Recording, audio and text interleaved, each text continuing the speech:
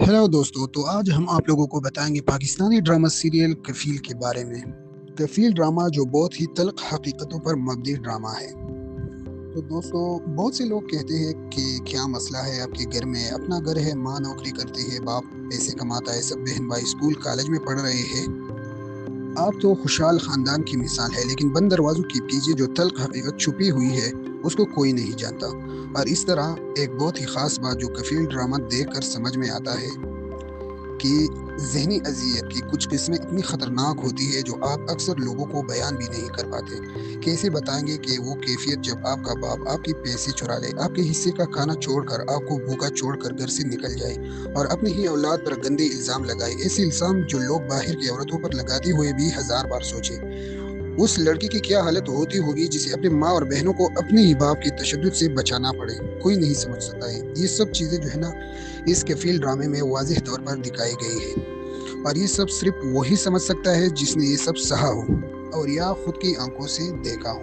और अगर आप किसी को समझाना भी चाहे तो लोग कहेंगे हम तो सोच भी नहीं सकते कि कोई बाप ऐसा हो सकता है। माँ बाप तो सबसे ज़्यादा मुखलिस होते हैं। नहीं, तो यहाँ पर मैं एक बात करूँगा कि माँ बाप भी इंसान होते हैं, आसमान से उतरे हुए फरिश्ते नहीं जिनकी कोई गलती नहीं हो सकती। ड्रामा कफील में हर वो चीज़ दिखाने की कोशिश की गई है जो गलत फैसलों के नतीजे में नस्लों को नुकसान पहुंचाती है। ज़ेबा के माँ का दोस्त पर अंधा भरोसा और दिखावे की दौलत से मरगूबियत और जल्दबाजी की शादी, ज़ेबा के वालिद की आक़िबत नांदेशी, ज़ेबा में वक्त पर सही फैसला न कर पाने की सलाहियत, मुआशरती दबाव जिसकी वजह से लोग अपने और दूसरों की ज़िंदगी को जहन्नम बनाते हैं, जैसे तलाक न लेना क्योंकि लोग क्या कहेंगे, और जब बच्चे बड़े होकर आपसे सवाल करें तो अपनी कमज़ोरियों का बोझ बच्चों पर डाल देना कि मैंने ये सब तुम्हारे लिए किया।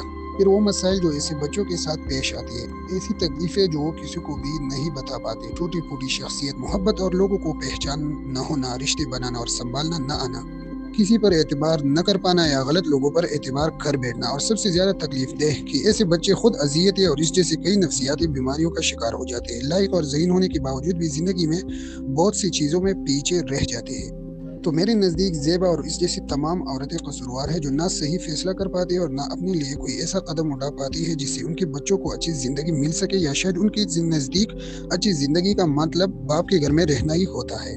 तो दोस्तों, ज़ेबा की कहानी किसी से रिलेट करे या नहीं, लेकिन ज़ेबा की गलतियों से सीखा ज़रूर जा सकता है। बच्चों के लिए एक सेहतमंद घर और माहौल ज़रूरी है क्योंकि जो ज़ख्म घर से मिलते हैं उन्हें दुनिया का कोई मरहम नहीं भर सकता।